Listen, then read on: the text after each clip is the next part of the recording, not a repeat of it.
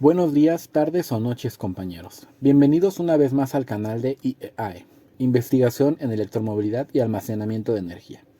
Nosotros somos alumnos del Instituto Politécnico Nacional, de la Escuela Superior de Ingeniería Mecánica y Eléctrica Unidad Zacatenco. Pertenecemos a la carrera de Ingeniería en Sistemas Automotrices. El día de hoy les vamos a presentar un tema de la materia de termodinámica, denominado refrigeradores y bombas de calor. Nuestro equipo está conformado por mi compañero Pérez Flores Oscar Miguel y un servidor López García Cristian Fernando. Objetivo. El objetivo es que la audiencia en general que visualice este video comprenda e interprete qué son los refrigeradores y bombas de calor a través de una serie de conceptos, ejemplos y aplicaciones que le permitan identificar qué son los refrigeradores. Asimismo, aprenda qué son las bombas de calor para que aplique los conocimientos adquiridos en las soluciones de problemas de carácter termodinámico. Bien, comenzaremos con definir qué son los refrigeradores y las bombas de calor. Un refrigerador es un dispositivo cuyo objetivo es extraer calor de un cuerpo a una cierta temperatura y cederlo a otro que se encuentra a una temperatura superior. Mientras que las bombas de calor es una máquina térmica que toma calor de un espacio frío y lo transfiere a otro más caliente gracias a un trabajo aportado desde el exterior. O de otra manera, hace lo mismo exactamente que la máquina frigorífica. Lo único que cambia es el objetivo. En la siguiente figura podemos ver que tenemos 5 componentes principales: un condensador, una purga de incondensables, una válvula de expansión, un evaporador y por último un compresor. Bien, tanto los refrigeradores y las bombas de calor son dispositivos cíclicos. El fluido de trabajo utilizado en el ciclo de refrigeración se denomina refrigerante. Bien, el ciclo de refrigeración que se utiliza con mayor frecuencia es el por compresión de vapor, en el que intervienen cuatro componentes principales: un compresor, un condensador, una válvula de expansión y un evaporador, como podemos ver en la imagen. También se puede apreciar que en el condensador tenemos calor rechazado, en el evaporador tenemos calor eliminado, en el compresor tenemos una entrada de trabajo neto y la válvula de expansión. Bien, ahora les explicaré cómo funciona el ciclo de refrigeración por compresión por vapor. En este, el refrigerante entra al compresor como vapor y se comprime hasta la presión del condensador. Posteriormente, sale del compresor a una temperatura relativamente alta y se enfría y condensa a medida que fluye por los serpentines del condensador, rechazando el calor al medio circundante. Después entra al tubo capilar donde su presión y temperatura caen de forma drástica debido al efecto de estrangulamiento. Luego, el refrigerante a temperatura baja entra al evaporador, donde se evapora absorbiendo calor del espacio refrigerado. El ciclo se completa cuando el refrigerante sale del evaporador y vuelve a entrar al compresor. En la imagen podemos apreciar el ciclo del funcionamiento, cómo sale el refrigerante caliente a alta presión del compresor, se dirige hacia el condensador, pasa por la válvula de expansión, después al evaporador pero ya frío, pasa por el interior del refrigerador y ya sale a baja presión regresando al compresor. Bien, como podemos observar en la imagen, en el esquema de un refrigerador se muestra que Q subíndice L es la magnitud de calor eliminado del espacio refrigerado a temperatura T subíndice L. Q subíndice H es la magnitud de calor rechazado hacia el medio caliente a temperatura T subíndice H. Y W neto entrada es la entrada de trabajo neto al refrigerador. Como se explicó, Q subíndice L y Q subíndice H representan magnitudes, por lo tanto son cantidades positivas. El objetivo de un refrigerador es eliminar Q subíndice L de un espacio enfriado. Coeficiente de desempeño. La eficiencia de un refrigerador se expresa en términos del coeficiente de desempeño COP, siglas de Coefficient of Performance, el cual se denota mediante COP subíndice R. El objetivo de un refrigerador es remover calor Q subíndice L del espacio refrigerado. Para lograr este objetivo se requiere una entrada de trabajo de W subíndice neto entrada. Entonces, el coeficiente de desempeño de un refrigerador se puede expresar como coeficiente de desempeño subíndice R es igual a la salida deseada sobre la entrada requerida. Este es igual a Q subíndice L sobre W subíndice neto entrada.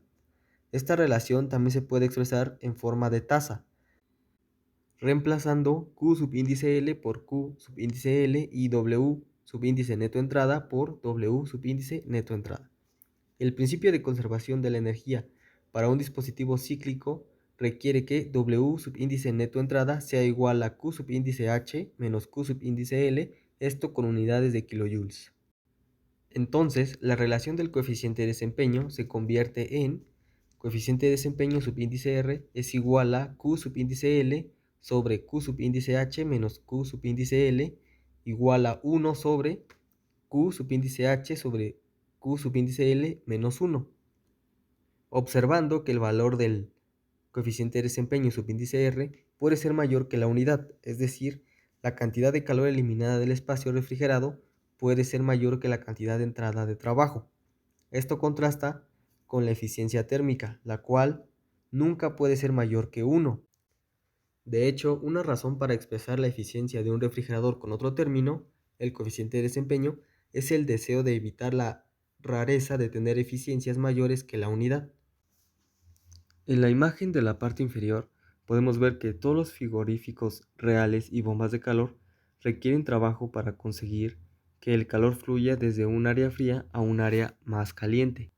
También nos explica que el coeficiente de rendimiento es igual al calor rechazado sobre el trabajo, y su definición general es que el coeficiente de desempeño es igual al calor rechazado sobre el trabajo igual a calor rechazado sobre calor rechazado menos el calor eliminado. También que el límite para el caso ideal de Carnot es igual a la temperatura rechazada sobre la temperatura rechazada menos la temperatura eliminada. Coeficiente de rendimiento ideal.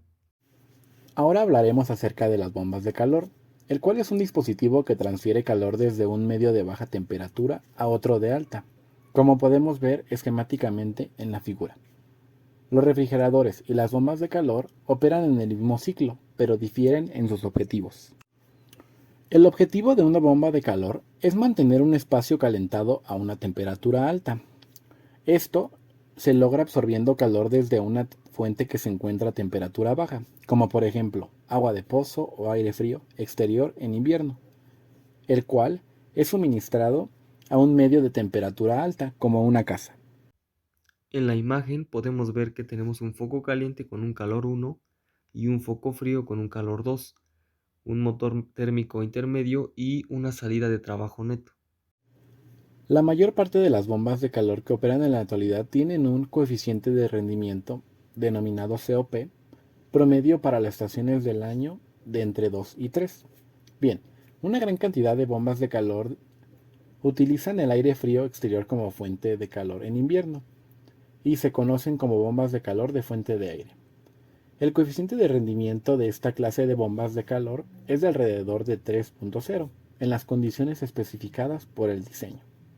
Las bombas de calor de fuente de aire no son apropiadas para climas fríos, porque su eficacia disminuye en forma considerable cuando las temperaturas están por debajo del punto de congelación. Cuando esto sucede, es preferible implementar otro tipo de bombas, las cuales son las bombas de calor geotérmicas, que igual se conocen como de fuente de tierra. Estas usan el suelo como fuente de calor y requieren tuberías enterradas a una profundidad de entre 1 y 2 metros. Su instalación es más cara, pero también son más eficientes. Se dice que pueden dar hasta un 45% más que las bombas de calor de fuente de aire. Y bien, el coeficiente de rendimiento de las bombas de calor de fuente de tierra puede ser tan alto como 6. Desempeño de refrigeradores, acondicionadores de aire y bombas de calor. El desempeño de acondicionadores de aire y bombas de calor se expresa con frecuencia en términos del índice de eficiencia de la energía, EER, por sus siglas en inglés, o el índice estacional de eficiencia energética, SEER, por sus siglas en inglés, determinada por las siguientes normas de prueba. Índice estacional de eficiencia energética.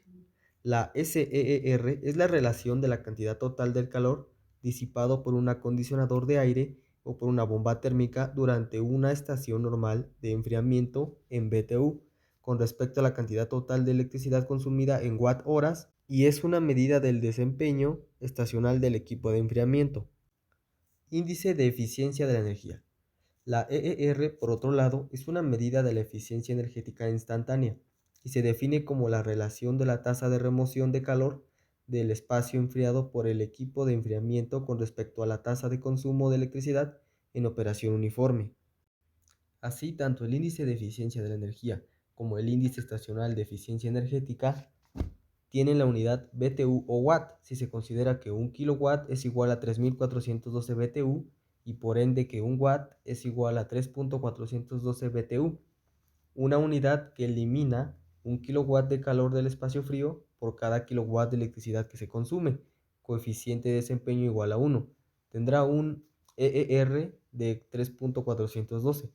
Por lo tanto, la relación entre el índice de eficiencia energética y el coeficiente de desempeño es EER igual a 3.1412 COP subíndice R. La mayor parte de los acondicionadores de aire o bombas de calor en el mercado tienen valores del índice estacional de eficiencia energética de 13 a 21, lo cual corresponde a valores del coeficiente de desempeño de 3.8 a 6.2. El índice de eficiencia de la energía o coeficiente de desempeño de un refrigerador disminuye con la decreciente temperatura de refrigeración, por lo tanto no es económico refrigerar a una temperatura menor a la necesaria.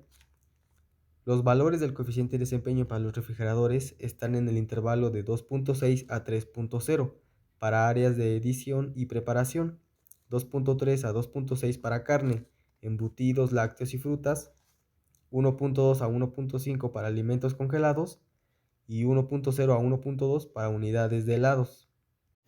Ahora se explicará el ejemplo número 1, el cual tiene como objetivo el análisis de un refrigerador doméstico. Un refrigerador doméstico con un coeficiente de rendimiento de 1.2 extrae calor del espacio refrigerado a razón de 60 kJ sobre minuto. Determine, inciso A, la potencia eléctrica consumida por el refrigerador e inciso B, la tasa de transferencia de calor hacia el aire de la cocina. Analizando nuestro enunciado, se obtienen los siguientes datos. El COPR es igual a 1.2 y Q, subíndice L, es igual a 60 kJ sobre minuto.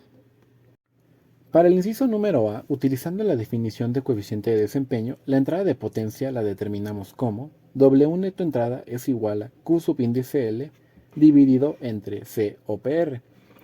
Con los datos anteriormente encontrados vamos a sustituir y tenemos que QL es igual a 60 kJ sobre minuto dividido entre el valor de COPR, que es igual a 1.2. Realizando esta operación nos da un igual a 50 kJ sobre minuto. Esto lo pasaremos a kilowatts. Para eso necesitamos el equivalente de 1 kJ sobre minuto, que lo podemos ver aquí. Y eso nos dará igual a 0.833 kilowatts. Mientras que, para el inciso B, la transferencia de calor hacia la cocina se determina a partir del balance de energía. Esto mediante QH es igual a QL más el W neto entrada. Y que esto es igual a el dato que habíamos obtenido de nuestro enunciado, que es 60 más 50 del W neto entrada. Y esto nos da igual a 110 kJ sobre minuto. Ejemplo 2. Calentamiento de una casa mediante una bomba de calor. Se utiliza una bomba de calor para satisfacer los requerimientos de calefacción de una casa y mantenerla a 20 grados centígrados. Se estima que la casa pierde calor a una tasa de 80.000 kJ sobre hora, en un día en el que la temperatura del aire exterior desciende a menos 2 grados centígrados. Si la bomba de calor en estas condiciones tiene un coeficiente de desempeño de 2.5, determine, inciso A, la potencia consumida por la bomba de calor e, inciso B, la tasa a la que se extrae calor del aire frío exterior. En la imagen podemos ver que la casa está a 20 grados centígrados, su pérdida de calor es de 80.000 kJ sobre hora, el coeficiente de desempeño es de 2.5, el aire exterior está a menos 2 grados centígrados y nos marca como incógnita el calor eliminado y la entrada de trabajo neto. Datos. Calor rechazado 80.000 kJ sobre hora. Coeficiente de desempeño subíndice HP 2.5, temperatura menos 2 grados Celsius. Inciso A. El consumo de potencia de esta bomba de calor se determina a partir de la definición del coeficiente de desempeño, como entrada de trabajo neto es igual a calor rechazado sobre coeficiente de desempeño subíndice HP. Esto es igual a 80.000 kJ sobre hora sobre 2.5. Nos queda igual a 32.000 kJ sobre hora, pero tenemos que hacer la conversión a kilowatts. Haciendo la conversión nos queda 8.9 kilowatts. Inciso B. La casa pierde calor a una tasa de 80.000 kJ sobre hora, pero si se va a mantener a una temperatura constante de 20 grados centígrados, la bomba de calor debe entregarle calor a la misma tasa, es decir, a una de 80.000 kJ sobre hora. Entonces, la tasa de transferencia de calor desde el exterior se convierte en calor eliminado es igual a calor rechazado menos la entrada de trabajo neto. Esto es igual a 80.000 menos 32.000 kJ sobre hora. Esto nos queda igual a 48.000 kJ sobre hora. La segunda ley de la termodinámica, enunciado de Clausius. Bien, tenemos dos enunciados clásicos de la segunda ley, el cual es el de Kelvin-Planck y el de Clausius. Estos están relacionados con refrigeradores o bombas de calor. Bien, el enunciado de Kelvin-Planck se expresa como sigue. No es posible un proceso cuyo único resultado sea la transferencia de calor de un cuerpo de menor temperatura a otro de mayor temperatura, mientras que el enunciado de Clausius se expresa como sigue. Es imposible construir un dispositivo que opere en un ciclo sin que produzca ningún otro efecto que la transferencia de calor de un cuerpo de menor temperatura a otro de mayor temperatura. Rudolf Julius Emanuel Clausius fue un físico y matemático alemán, considerado uno de los fundadores centrales de la ciencia de la termodinámica. Con su nueva formulación del principio de Sadi-Carnot, conocido como el ciclo de Carnot, y además propuso la teoría del calor sobre una base más sólida y más verdadera. Nació el 2 de enero de 1822 en Koszalin, Polonia, y falleció el 24 de agosto de 1888 en Bonn, Alemania. Por otro lado, Max Carl Ernst Ludwig Planck fue un físico alemán, considerado el fundador de la teoría cuántica, y fue galardonado con el Premio Nobel de Física en 1918. Nació el 23 de abril de 1858 y falleció el 4 de octubre de 1947. Los enunciados anteriormente explicados para la segunda ley de la termodinámica, el de Kelvin-Planck y el de Clausius, son negativos, y un enunciado de este tipo no se puede comprobar. Bien, como cualquier otra ley de la física, sabemos que la segunda ley de la termodinámica está basada en observaciones experimentales, y que, a la fecha, no se ha realizado ningún experimento que contradiga la segunda ley, y esto se debe tomar como prueba suficiente de su validez. En la parte inferior tenemos dos recuadros, cada uno explica cómo funciona cada uno de los enunciados, el de Clausius y el de Kelvin-Planck. Equivalencia de los dos enunciados. Los enunciados de Kelvin-Planck y Clausius son equivalentes en sus consecuencias y se puede usar cualquiera como expresión de la segunda ley de la termodinámica. Cualquier dispositivo que viole el enunciado de Kelvin-Planck también viola el de Clausius y viceversa. Por lo tanto, se puede concluir que una violación del enunciado de Kelvin-Planck da como resultado una violación del enunciado de Clausius. De una manera similar, también se puede demostrar que una violación del enunciado de Clausius origina la violación del de Kelvin-Planck. Entonces, enunciados de Clausius y Kelvin-Planck son dos expresiones equivalentes de la segunda ley de la termodinámica, como se muestra en la imagen. También podemos decir que el enunciado de Clausius del segundo principio de la termodinámica prohíbe la existencia de refrigeradores ideales, ya que es imposible un proceso que tenga como único resultado el paso de calor de un foco frío a un foco caliente. Como el enunciado de Kelvin-Planck y el enunciado de Clausius está formulado de manera negativa, expresa un hecho empírico. En términos llanos, el enunciado de Clausius nos dice que para enfriar algo por debajo de la temperatura ambiente es necesario un trabajo adicional. Esto es, que un frigorífico no funciona si no se enchufa. El enunciado de Clausius establece un sentido para la propagación del calor.